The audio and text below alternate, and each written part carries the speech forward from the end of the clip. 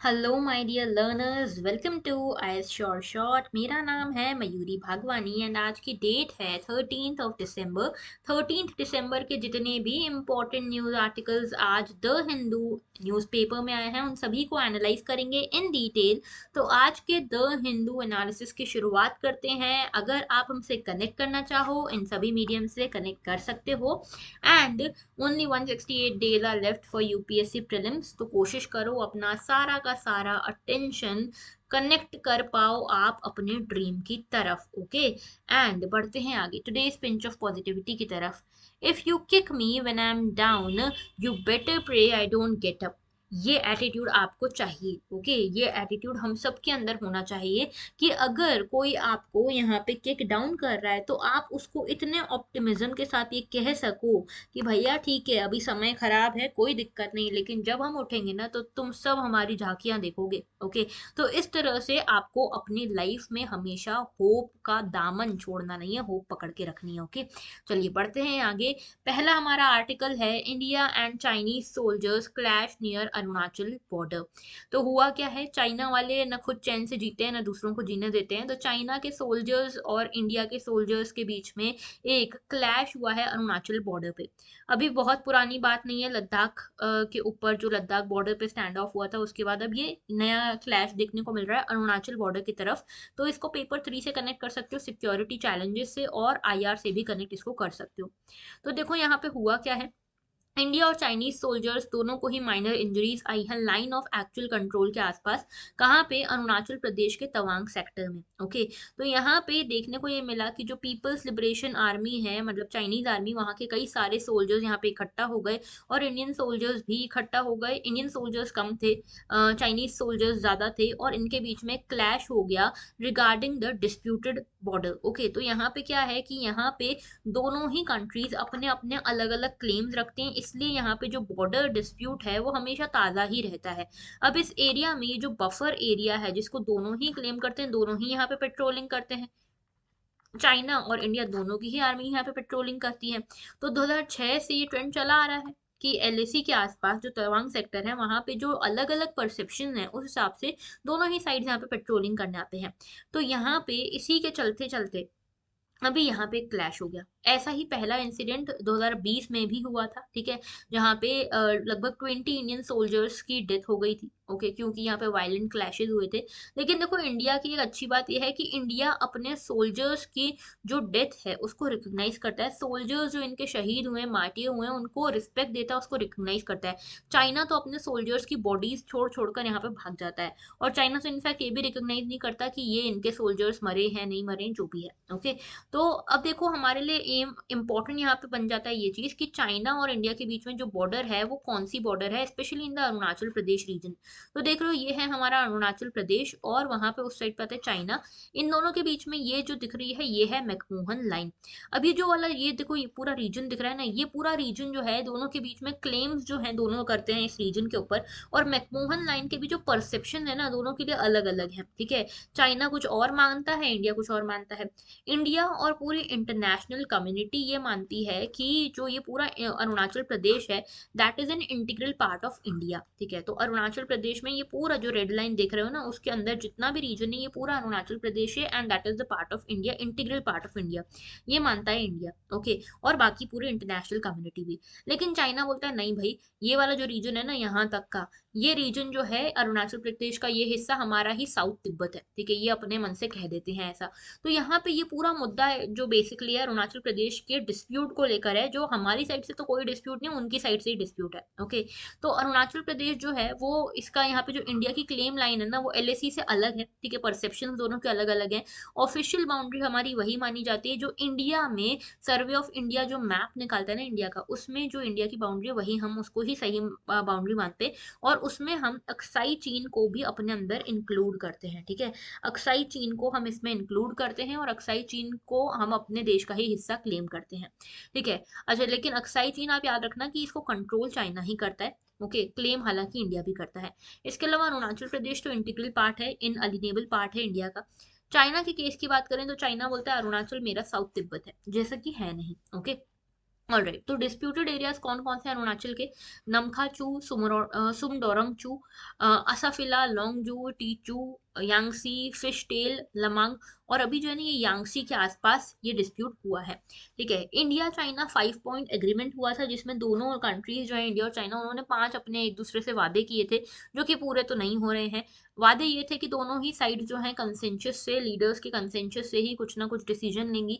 दोनों ही कंट्रीज जो है करंट सिचुएशन जो है बॉर्डर एरियाज में, उनको कंट्रोल करने की कोशिश करेंगी। जो भी एग्जिस्टिंग एग्रीमेंट्स और प्रोटोकॉल है उनसे अबाइड करेंगे हम सभी लोग। इसके अलावा जो भी नए कॉन्फिडेंस बिल्डिंग मेजर्स हैं उनको हम अपनाएंगे, लेकिन कोई क्लियर मेंशन नहीं है कि किस तरह से हम इसका फाइनल रिस्टोरेशन कर पाएंगे, इसका कोई क्लियर यहाँ पे बताया नहीं गया है। ओके, बात करते हैं नेक्स्ट इशू की, which is related to economy.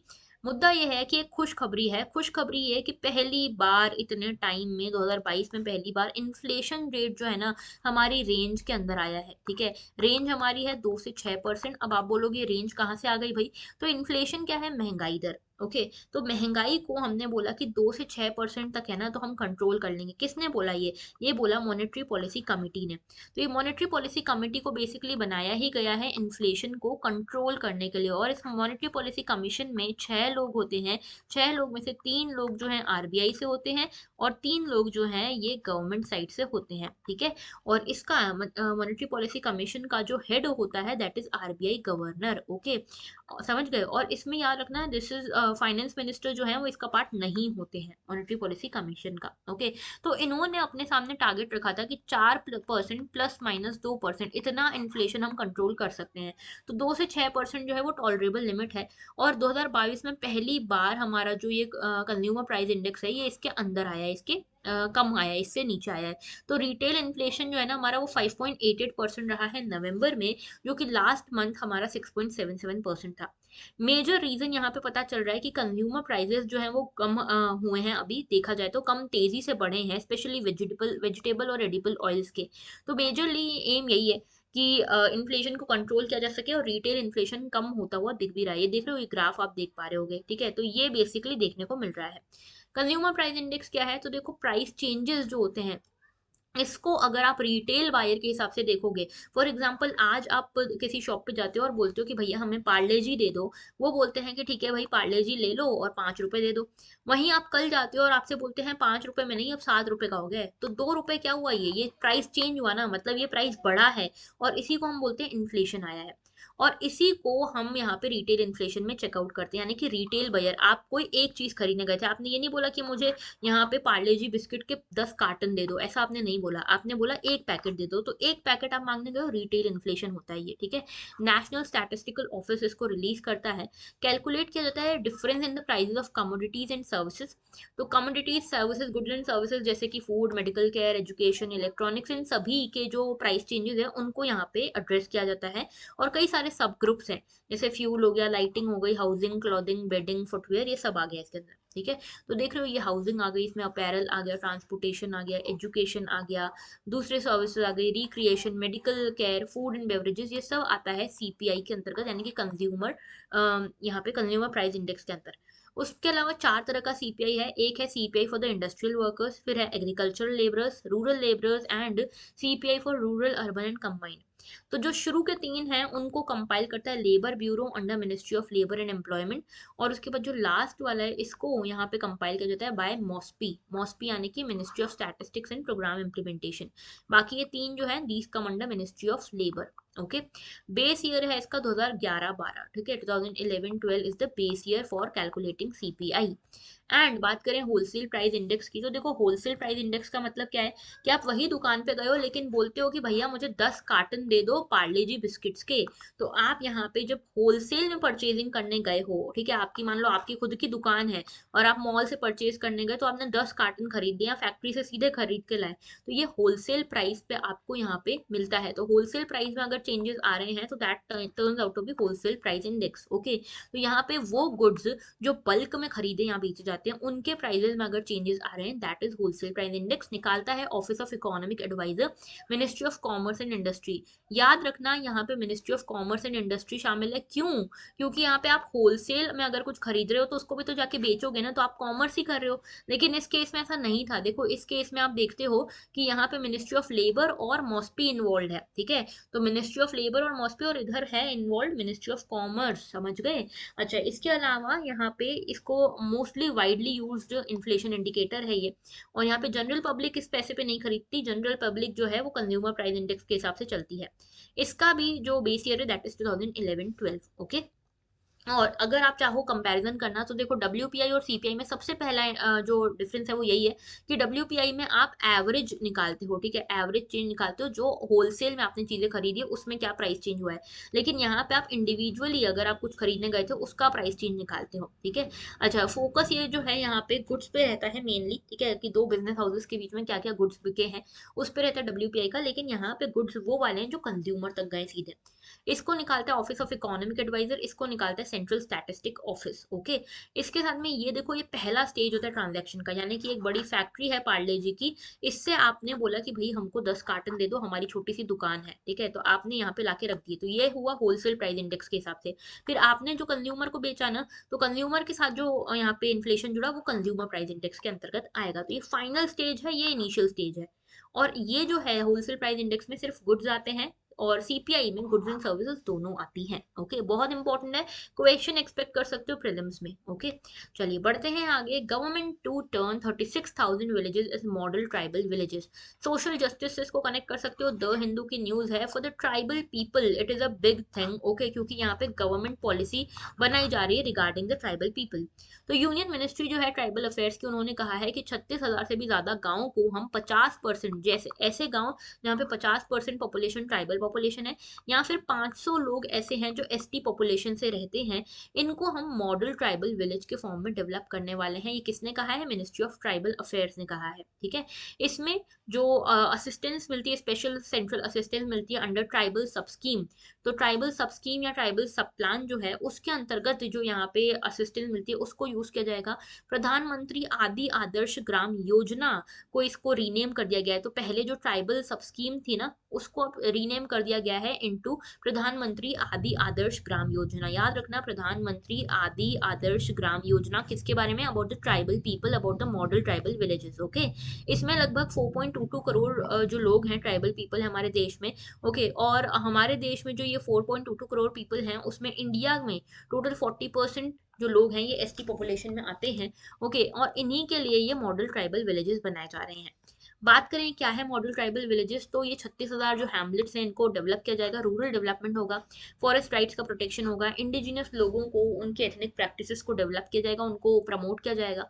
साथ में सेंटर ये भी प्लान कर रहा है कि यहाँ पे रूरल डेवलपमेंट हो, ऑटोनॉमस सिस्टम्स जो हैं उनका प्रोटेक्शन हो, फॉरेस्ट राइट्स का प्रोटेक्शन हो, एंटरप्रेन्योरशिप हो, और साथ में बेसिक एमिनिटीज मिले, ठीक है। और यहाँ पे मैं बता चुकी हूँ वो विलेजेस जहाँ पे 50% पॉपुलेशन ट्राइबल पॉपुलेशन है वहां पे इन मॉडल विलेजेस को बनाया जाएगा। ओके, बात करते हैं आगे। Next issue is about why is the friction between government and judiciary. Judiciary से आप इसको कनेक्ट कर सकते हो पेपर 2 से। मुद्दा क्या है? मुद्दा है supreme court and high court जजेस का। भैया जजेस को कैसे अपॉइंट किया जाए, तो जजेस का अपॉइंटमेंट जो है उसको लेकर पूरा का पूरा मुद्दा है। अपॉइंटमेंट कौन करता है सुप्रीम कोर्ट और हाई कोर्ट के जजेस का? तो ये आपको बता दूं, हमारे देश में अभी एक कॉलेजियम सिस्टम चलता है। इस कॉलेजियम सिस्टम में ये कहा गया, अच्छा ये कैसे इवॉल्व हुआ है? बेसिकली इवॉल्व हुआ है, इसका कहीं पर भी कॉन्स्टिट्यूशन में मेंशन नहीं है। इवॉल्व हुआ है ये 3 जजेस केसेस से, ठीक है, 3 केसेस हुए जिनका नाम है जजेस केसेस, ठीक है, फर्स्ट जज केस, सेकंड जज केस, थर्ड जज केस, इस तरह से। तो यहाँ पे ये जो कॉलेजियम सिस्टम है इन्हीं जजेस केसेस से इवॉल्व हुआ है। और यहाँ पे ये कॉलेजियम क्या है? कॉलेजियम में सुप्रीम कोर्ट के जजेस, हाई कोर्ट के जजेस मिलकर डिसाइड करते हैं, या अलग अलग तरीके से जैसे भी डिसाइड करते हैं कि नेक्स्ट जज कौन होने वाला है। तो यहाँ पे बहुत ज्यादा इश्यूज हैं, कंट्रोवर्सीज हैं, एलिगेशन है कि यहाँ पे होता है बहुत ज्यादा opaqueness, no transparency at all. तो ओपेकनेस के चलते यहाँ पे नेपोटिज्म को बढ़ावा मिलता है, करप्शन को बढ़ावा मिलता है, एंड सो ऑन। और यहाँ पे गवर्नमेंट का कहना है कि भाई हमें भी तो इन्वॉल्व करो। आपको पता होगा हमारे कॉन्स्टिट्यूशन में एक आर्टिकल है which talks about separation of power, separation of power, है ना। मुझे बताना जरा कमेंट सेक्शन में कि सेपरेशन ऑफ पावर के बारे में हमारे कौन से आर्टिकल में लिखा हुआ है, क्या फंडामेंटल राइट्स में लिखा हुआ है कि डीपीएसपी में लिखा है, और कौन से नंबर ऑफ आर्टिकल में लिखा हुआ है, ठीक है, ये बताना सेपरेशन ऑफ पावर का। तो गवर्नमेंट बोल रही है कि भाई कॉन्स्टिट्यूशन जो है उसमें लिखा है सेपरेशन ऑफ पावर, यानी कि सभी लोग एक दूसरे के ऊपर चेक्स एंड बैलेंसेस रखेंगे। तो आप हमको भी तो चेक्स एंड बैलेंस रखने दो। गवर्नमेंट कह रही है कि आप अकेले कैसे अपॉइंट कर रहे हो अपने सुप्रीम कोर्ट के और हाई कोर्ट के जजेस को, गवर्नमेंट को भी तो एक से दो, गवर्नमेंट भी अपनी राय रखे। गवर्नमेंट और यहाँ पे आपका जो जुडिशरी है वो मिलकर इनको अपॉइंट करेगी। तो इसके लिए गवर्नमेंट ने एक रास्ता भी निकाला जिसको बोलते हैं NJAC, national judicial appointment commission. Government ने एक बिल पास करी, एक एक्ट बनाया जिसका नाम था एनजेएसी, और ये बना कैसे समझना, 99th constitutional amendment. Constitutional amendment I hope आपको पता हो कि कैसे होती है। कॉन्स्टिट्यूशनल अमेंडमेंट कोई ऐसी हल्की बात नहीं है, ठीक है, सबको यहाँ अग्री होना पड़ेगा तब ये कॉन्स्टिट्यूशनल अमेंडमेंट होती है। तो 99th कॉन्स्टिट्यूशनल अमेंड करके पास करके एनजेएसी का प्रपोजल आया कि भाई अब जो है यहाँ पे गवर्नमेंट और जुडिशरी दोनों का से रहेगा अगले आने वाले जुडिशरी के जो भी ऑफिसर्स हैं या जो भी जजेस हैं उनमें। सुप्रीम कोर्ट ने इसको स्ट्राइक डाउन कर दिया, बोला 99th constitutional amendment is not correct, it is wrong, और हम नहीं करने देंगे आपको यहाँ पे ये काम। तो गवर्नमेंट भड़की हुई है अभी तक भी, कि गवर्नमेंट बोल रही है कि भाई तुम अपने हिसाब से ही कर रहे हो, जुडिशरी अपने हिसाब से ही कर रही है, हमको कुछ करने नहीं दे रही है, और जुडिशरी बोल रही है हम तो अपने हिसाब से ही करेंगे। तो कुल मिला के ये फ्रिक्शन है अभी जुडिशरी और गवर्नमेंट के बीच में। समझते हैं मुद्दा क्या है, लेकिन समझ लो भाई कि कॉलेजियम और नेशनल जुडिशियल अपॉइंटमेंट कमीशन में क्या अंतर है। तो कॉलेजियम जो है वो रिकमेंड करता है कि कौन से लॉयर्स या कौन से जजेस को हम यहाँ पे लेकर आएंगे अगले सुप्रीम कोर्ट जज या हाई कोर्ट जज के फॉर्म में। तो यहाँ पे होता क्या है कि कॉलेजियम, कॉलेजियम में अच्छा कौन कौन आता है, कॉलेजियम का मतलब है कि एक तो सीजीआई और प्लस 4 सीनियर मोस्ट जजेस, ओके, ये जो है 5 लोग मिलकर कॉलेजियम बनाते हैं। इस कॉलेजियम क्या करते हैं, कॉलेजियम नाम रिकमेंड करता है यहाँ पे लॉ मिनिस्ट्री को, और लॉ मिनिस्ट्री फिर इनको देखती है, वेरीफाई करती है एंड सो ऑन। उसके बाद यहाँ पे ये लॉ मिनिस्ट्री कैबिनेट को यहाँ पे या काउंसिल ऑफ मिनिस्टर को ये रिकमेंडेशन भेजती है, और यहाँ से प्रेसिडेंट के पास जाते हैं। प्रेसिडेंट अगर हाँ बोलते हैं तो यहाँ पे ये सब कुछ काम हो जाता है। लेकिन मान लो अगर प्रेसिडेंट ने इसको वापस लौटा दिया तो कितनी बार लौटा सकते हैं, ठीक है, ज्यादा बार नहीं लौटा पाएंगे, और इनको अल्टीमेटली इन्हीं लोगों को जिनको ये कॉलेजियम ने चुना है उसी को यहाँ पे सुप्रीम कोर्ट जज बनाना पड़ता है। तो कॉलेजियम जो है वो नेम्स और सजेशंस को कंसिडर करता है सेंट्रल गवर्नमेंट की साइड से, और अगर मान लो सेंट्रल गवर्नमेंट ने इसको रीसेंड कर दिया तो कॉलेजियम फिर से इसको वापस भेज सकता है, और अगर कॉलेजियम ने फिर से भेज दिया तो यहाँ पे असेंट देनी पड़ती है, ठीक है। लेकिन कोई भी टाइम लिमिट फिक्स्ड नहीं है कि कौन कितने टाइम में असेंट देगा, भेजेगा नहीं भेजेगा, कोई टाइम लिमिट फिक्स्ड नहीं है, ओके। अच्छा, 99th कॉन्स्टिट्यूशनल अमेंडमेंट का एनजेएसी का मैं आपको ऑलरेडी बता चुकी हूँ। सुप्रीम कोर्ट ने बोला था कि कॉलेजियम सिस्टम जो है उसको हम मानते हैं और एनजेसी को स्ट्राइक डाउन करते हैं, क्योंकि ये प्रिंसिपल ऑफ बेसिक स्ट्रक्चर के अगेंस्ट है, जुडिशरी के इंडिपेंडेंस के अगेंस्ट है। तो जुडिशरी का कहना है कि हम यहाँ पे गवर्नमेंट के ऊपर डिपेंडेंट, गवर्नमेंट से बंधना नहीं चाहते, इसीलिए हमको अपॉइंटमेंट अपना अपने हाथ में रखने दो, अदरवाइज क्या होगा ना कि हमारी इंडिपेंडेंस खत्म हो जाएगी, ओके। तो ये था पूरा मुद्दा। डिफरेंस क्या है कॉलेजियम और एनजेएसी के बीच में, तो कॉलेजियम सिस्टम जो है ये क्या है, सीनियर मोस्ट जजेस का एक ग्रुप है जो अपॉइंट करता है हायर जुडिशरी के लोगों को। एनजेएसी बता चुकी हूँ कि गवर्नमेंट और जुडिशरी दोनों का मिला जुला एक कमीशन था जिसको बोला गया था, प्रपोज किया गया था 99th कॉन्स्टिट्यूशनल अमेंडमेंट से, और बोला गया था इसके थ्रू हम यहाँ पे सारे अपॉइंटमेंट्स करेंगे, जो कि हो नहीं पाया। तो देखो मुद्दा यही है कि कॉलेजियम सिस्टम जो है और एनजेएसी इन दोनों के बीच में टसल है, ठीक है। कॉलेजियम सिस्टम को गवर्नमेंट बोलता है कि तो बहुत ओपैक है, ओके, और एक पिंग पोंग बैटल बना हुआ है, पहले यहाँ से कॉलेजियम अपने हमारे पास गवर्नमेंट के पास भेजता है कुछ, फिर गवर्नमेंट वापस भेज देती है तो कॉलेजियम के पास चला जाता है, इस तरह से ये साइकिल चलती रहती है, कुछ नतीजा निकलता नहीं है। और ये भी कहा जाता है कि जुडिशरी जो है उसका काम है जस्टिस करना, पर लेकिन जुडिशरी तो पहले से ही प्री ऑक्यूपाइड है जुडिशियल अपॉइंटमेंट्स करने में, तो जस्टिस कहाँ से करेगी। अकाउंटेबिलिटी का भी इशू है कि अकाउंटेबिलिटी की कमी है। अभी देखो ये बोलते हैं कि एनजेसी लॉ आपने हमारा स्ट्राइक डाउन कर दिया, तो आपकी यहाँ पे कॉलेजियम के बिहाफ पे अकाउंटेबिलिटी की भी कमी लगती है, क्यों, आपके ऊपर चेक्स एंड बैलेंस कौन रखेगा। लेकिन अभी देखो कॉलेजियम सिस्टम को फिर से एक पिटिशनर ने चैलेंज किया है और इसको एक्सेप्ट कर लिया गया है इस पूरे मुद्दे को, ओके। तो कॉन्स्टिट्यूशनल स्टेट्समैनशिप यहाँ पे दिखाने की बात की गई है। गवर्नमेंट जो है, गवर्नमेंट ने कहा कि भाई हमारे भी कुछ रिकमेंडेशन है उनको भी ले लो, लेकिन यहाँ पे सुना नहीं गया। तो एनजेएसी जो है, जगदीप धनखड़ जी हमारे वाइस प्रेसिडेंट जो है वो कहते हैं कि यहाँ पे उन्होंने बोला कि एनजेएसी जो है उसको पार्लियामेंट ने पास कर दिया था, लेकिन ये जो जुडिशरी है उन्होंने इसको हटा के पार्लियामेंट्री सॉवरेनिटी के ऊपर क्वेश्चन खड़ा कर दिया है। अब देखो एक आयरनी ये भी है कि ये जो जजेस हैं ये जजेस सिर्फ पढ़ लिख कर आए हैं, इनको कोई पब्लिक मैंडेट नहीं मिला हुआ है, ठीक है, पब्लिक मैंडेट इनके साथ नहीं है, तो यही इन जजेस को चुन रहे हैं आने वाले। लेकिन अगर आप पार्लियामेंट की बात करो या हमारे पॉलिटिशियंस की बात करो, इनको तो जनता ने चुन के भेजा है ना, तो इनको चुनने भी तो देना चाहिए, हम अकेले ही चुन रहे हैं। तो यहाँ पे ये model of memorandum of procedure की भी बात की जा रही कि मेमोरेंडम ऑफ प्रोसीजर वो लॉ है जिसके थ्रू आप यहाँ पे सुप्रीम कोर्ट इसको स्क्रूटिनाइज करे और बता सकती है कि क्या हो सकता है इसके रिगार्डिंग, ठीक है। अच्छा, अब ये देखो, पार्लियामेंट्री स्टैंडिंग कमेटी है, उन्होंने भी कहा कि आउट ऑफ द बॉक्स हमको सोचना पड़ेगा। लेकिन ये जो मेमोरेंडम ऑफ, यहाँ पे हम इसकी बात कर रहे थे ना, मेमोरेंडम ऑफ प्रोसीजर इसकी बात कर रहे थे, तो इसमें देखो क्या लिखा हुआ है, इसमें लिखा हुआ है कि सुप्रीम कोर्ट के जजेस का अपॉइंटमेंट सुप्रीम कोर्ट के सीजेआई और चीफ जस्टिस ऑफ जो हाई कोर्ट है वो करेंगे, किसका, हाई कोर्ट के जजेस का अपॉइंटमेंट, ठीक है। तो एनजेएसी तो इसके अगेंस्ट है। तो कुल मिलाकर कोर्ट ने बोला कि गवर्नमेंट जो है वो अपना जो भी है वो बाद में बताए, लेकिन हमारी पहले आप सुनिए, हमारा जो एंड हम रिजल्ट दे रहे हैं वो ये है, ठीक है। अच्छा, लेकिन इसमें एक चीज देखने को मिलती है, गवर्नमेंट ने चिट्ठी लिखी सुप्रीम कोर्ट को कि आपने एक केस दिया था जिसका नाम था, यहाँ पे आपको पता होगा, सुओ मोटो कंटेम्प्ट केस यहाँ पे आया था कलकत्ता हाई कोर्ट के अगेंस्ट। तो यहाँ पे एक जज थे जिनको यहाँ पे बर्खास्त कर दिया गया था, इम्प्रीजनमेंट मिल गया था 6 महीने का। क्यों? क्योंकि इन्होंने यहाँ पे प्रॉपर प्रैक्टिसेस फॉलो नहीं की थी, और यहाँ पे गलती मानी जाती है कॉलेजियम सिस्टम की कि इन्होंने यहाँ पे पर्सनालिटी असेसमेंट प्रॉपरली किया नहीं, ओके, और इसीलिए ऐसा सब हो गया। तो गवर्नमेंट जो है, गवर्नमेंट के ग्रीवेंस यही है कि जुडिशियल अपॉइंटमेंट डिले होते हैं, एनजेएसी बेटर था, यहाँ पे ओपैकनेस है, इसमें एनजेएसी में ओपैकनेस नहीं रहेगी, एंड सो ऑन। और देखो, इनको genuinely supreme court and high court को अपना काफी लंबा समय जो है वो टाइम जो है वो इसमें देना पड़ता है। सुप्रीम कोर्ट का रिस्पॉन्स यही है कि अभी तो हम कॉलेजियम की ही मानेंगे, और कॉलेजियम के साथ जो मेमोरेंडम ऑफ प्रोसीजर है उसकी मानेंगे, हम यहाँ पे कोई भी पावर गवर्नमेंट को सीधे तरह से नहीं देंगे, ओके। चलिए बात करते हैं आगे, weighing in the efficacy of female leadership in the government. तो सोशल एम्पावरमेंट से आप इसको कनेक्ट कर सकते हो पेपर 1 से। अभी देखो, एक रिपोर्ट आई, रिपोर्ट में लोकसभा के मेंबर्स देखा गए, ठीक है, तो लोकसभा में हमारे जो विमेन मेंबर्स हैं वो दे आर जस्ट 15%, और हमारी असेंबलीज में तो 10% से भी कम विमेन पार्टिसिपेशन है। लेकिन आप देखोगे जर्मनी, ताइवान, न्यूजीलैंड, ये छोटी छोटी कंट्रीज हैं, लेकिन यहाँ पे आज भी विमेन रिप्रेजेंटेशन हमसे ज्यादा है। यहाँ की जो लीडर्स हैं, हेड ऑफ द स्टेट हैं, वो खुद विमेन है, ओके। तो आप देखते हो कि ये जो कंट्रीज हैं जहाँ पे एक विमेन लीडर है, वहाँ पे बेटर तरीके से मैनेजमेंट हुआ है, कोविड का मैनेजमेंट या कोई भी क्राइसिस मैनेजमेंट वहाँ पे बेटर तरीके से हुआ है। और ये जो है, ये एक इम्पॉर्टेंट टेक अवे है कि अगर आप विमेन को भी इक्वल रिस्पॉन्सिबिलिटीज, इक्वल अपॉर्चुनिटीज देते हो, तो she can also do wonders. तो फीमेल इफेक्टिवनेस के बारे में ये पूरा आर्टिकल है। ऐसा नहीं कि हम फीमेल्स को बेटर देन मेल बोल रहे हैं या इस तरह का, ऐसा कुछ नहीं, हम बस ये बोल रहे हैं कि भाई इक्वल यहाँ पे अपॉर्चुनिटीज मिलनी चाहिए बिना बायसनेस के, ओके।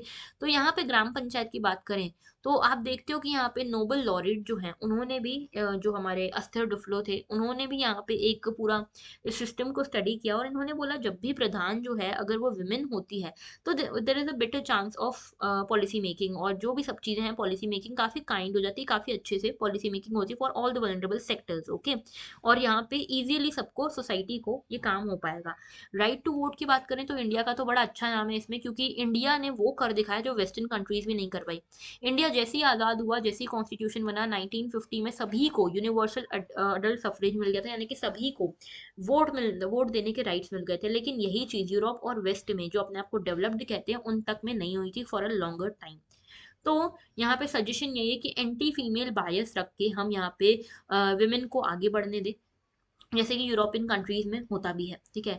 आप देखते हो हमारे देश में कई सारी फीमेल लीडर्स रही हैं, इंदिरा गांधी हो गई, जयललिता हो गई, मायावती, सुषमा स्वराज, ममता बनर्जी, इनफैक्ट हमारी प्रेसिडेंट भी एक विमेन ही है।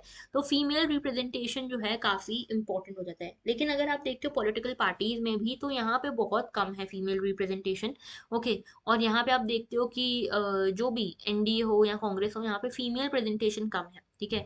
अगर हम बात करें 2019 के इलेक्शन की, तो हमारे पूरे लोकसभा की बात करें या पार्लियामेंट की बात करें, तो 14% हमारा जो है सिर्फ विमेन है, ठीक है, 14% ओनली। लेकिन आप देखते हो हमारे देश में 50% पॉपुलेशन विमेन की है, लेकिन प्रेजेंटेशन सिर्फ 14% का, ओके। तो यहाँ पे इशू है, न्यूमरस चैलेंजेस आ रहे हैं, लोग जो है अपने इस ड्रीम को पूरा नहीं कर पा रहे, यानी कि विमेन जो है अपने इस ड्रीम को पूरा नहीं कर पा रही। तो क्या चैलेंजेस है? सबसे पहला तो जो ये एंटी विमेन बायस है, ये सबसे बड़ा चैलेंज है। ओके, इसके अलावा विमेन रिजर्वेशन बिल भी आया, लेकिन इसको पास किसी ने होने नहीं दिया। तो स्टेप्स क्या हैं जिसके थ्रू हम ये सब सही कर सकते हैं? स्टेप्स यही है कि पॉलिटिकल पार्टीज जो हैं वो ये ना बोलें कि भाई हम एक लॉ बना देते हैं जिसके थ्रू हम सीट्स रिजर्व कर देंगे, लेकिन ये तो कर सकती है पॉलिटिकल पार्टीज कि अगर आप किसी को भी सीट्स दे रहे हो या आप किसी को भी टिकट दे रहे हो, तो कुछ 30% टिकट्स अपनी विमेन कैंडिडेट्स को, विमेन कार्यकर्ताओं को दीजिए, विमेन विमेन वॉलंटियर्स को दीजिए। ये सही तरीका होगा। वोटर परसेप्शन भी चेंज करने की जरूरत है लॉन्ग रन में, सो दैट विमेन को भी एज अ गुड लीडर जो है लोग देख पाए। ओके, तो ये था पूरा article. Women as a voter आप देखोगे तो यहाँ पे विमेन जो है धीरे धीरे बढ़ रही हैं, आगे बढ़ रही हैं, सेल्फ एम्पावर्ड हो रही हैं। ठीक है, कई सारे नंबर ऑफ फैक्टर सुधर रहे हैं। विमेन को एज अ कैंडिडेट देखोगे तो बहुत कम देखने को मिलता है, क्योंकि विमेन टू मेल कैंडिडेट का जो रेशियो है बहुत ही कम रहता है। और लोकसभा में भी आप देखोगे लगभग 8,000 कैंडिडेट्स में से सिर्फ 9% जो थी वुमेन थी। ओके, अब बात करते हैं आगे। तो देखो हमारे देश में अभी 14% चल रहा है ना, 14 to 15% लोकसभा में वुमेन का पार्टिसिपेशन चल रहा है। And this is highest. ठीक है, इससे ज्यादा कभी हुआ ही नहीं है। 17 लोकसभा में आप देखोगे यूपी, वेस्ट बंगाल और यहाँ पे वो यूपी और वेस्ट बंगाल से सबसे ज्यादा नंबर ऑफ वुमेन एमपीज आई हैं। इसके अलावा गोवा एंड मणिपुर में सबसे ज्यादा वुमेन कैंडिडेट्स का प्रपोर्शन रहता है। ओके, बढ़ते हैं आगे, नेक्स्ट इशू की तरफ बढ़ेंगे। लेकिन गवर्नमेंट एफर्ट्स बता दूं कि गवर्नमेंट जो है कई सारे एफर्ट्स कर रही है। अभी 2008 में भी एक प्राइवेट मेंबर बिल आई, इसके अलावा कई बार ये बिल्स आई हैं कि वुमेन को भी रिजर्वेशन मिले, लेकिन हो नहीं पाता। लेकिन पंचायती राज इंस्टीट्यूशन में दिया गया है वुमेन को reservation under article 243D, so that women जो है वो पंचायती राज इंस्टीट्यूशंस में पार्टिसिपेट कर सकें और 1/3 रिजर्वेशन का फायदा उठाकर खुद भी लीडर बन सकें। ओके, ये था पूरा आर्टिकल। नेक्स्ट हम बात करें curbing individualism in is the public health. तो basically paper 2 governance in health से आप इसको कनेक्ट कर सकते हो। आज का है एडिटोरियल ये। ठीक है, तो एडिटोरियल क्या है? देखो एडिटोरियल में बेसिकली यही बताया गया है कि हम अभी जो है पब्लिक हेल्थ जरूर बोलते हैं, लेकिन एक्चुअल में हम इस पब्लिक हेल्थ को पब्लिक तरीके से ले ही नहीं रहे। हम काफी इंडिविजुअलिस्टिक अप्रोच लेकर बैठे हैं। हम कुछ भी ठीक करने जाते हैं तो हम ये सोचते हैं कि इंडिविजुअली हम उसको कैसे ठीक कर सकते हैं। तो आप देखते हो जैसे पीडीएस को सुधारना हो या हेल्थ सर्विसेज को सुधारना हो, न्यूट्रिशन प्रोग्राम्स लाने हो, इसमें लगते हैं बहुत लोग और इसको ये टारगेट भी बहुत लोगों को कर रहा है। लेकिन अभी हम क्या कर रहे हैं? हम इंडिविजुअलाइज्ड यहाँ पे डिसीजंस ले रहे हैं, लाइक माइक्रो न्यूट्रिएंट सप्लीमेंटेशन। तो हम अपने घर में माइक्रो न्यूट्रिएंट सप्लीमेंट्स बना लें और खा लें। तो यहाँ पे ये तो इंडिविजुअल तरीका हुआ ना। और फूड फोर्टिफिकेशन, ये भी इंडिविजुअलिस्टिक तरीका हुआ। यहाँ पे जो तरीका होना चाहिए that should be in a public domain. Okay, तो इंडिविजुअल ओरिएंटेड ना होके पॉपुलेशन ओरिएंटेड होना चाहिए। रिसेंट एविडेंस मिला प्रधानमंत्री जन आरोग्य योजना से कि यहाँ पे जो ये प्रधानमंत्री जन आरोग्य योजना ये इंश्योरेंस देती है, और इंश्योरेंस देती है मेडिकेशन के लिए, हॉस्पिटलाइजेशन के अगेंस्ट। लेकिन देखा गया रिसर्च में कि हॉस्पिटलाइज तो सिर्फ 3% लोग होते हैं, 3 से मैक्सिमम 10% तक लोग होते हैं, बाकी लोग तो हॉस्पिटलाइज नहीं होते। तो आप सिर्फ इन्हीं को बेनिफिट दे रहे हो सबके नाम पे, तो ये तो इंडिविजुअलाइजेशन हो गया ना। इसके अलावा देखो यहाँ पे ये भी बोला गया कि यहाँ पे जो है अश्योरेंस एक तरह से, यहाँ पे इंडिविजुअल जो है उसको एक अश्योरेंस मिल जाता है कि अगर हम यहाँ पे हॉस्पिटलाइज होंगे तो हमें यहाँ पे ये इंश्योरेंस मिलेगा। लेकिन अगर हॉस्पिटलाइज नहीं हुए तो, और बहुत सारी जगह पे तो अवेलेबिलिटी भी नहीं है ना हॉस्पिटल्स की, तो कैसे आप हॉस्पिटलाइज होंगे?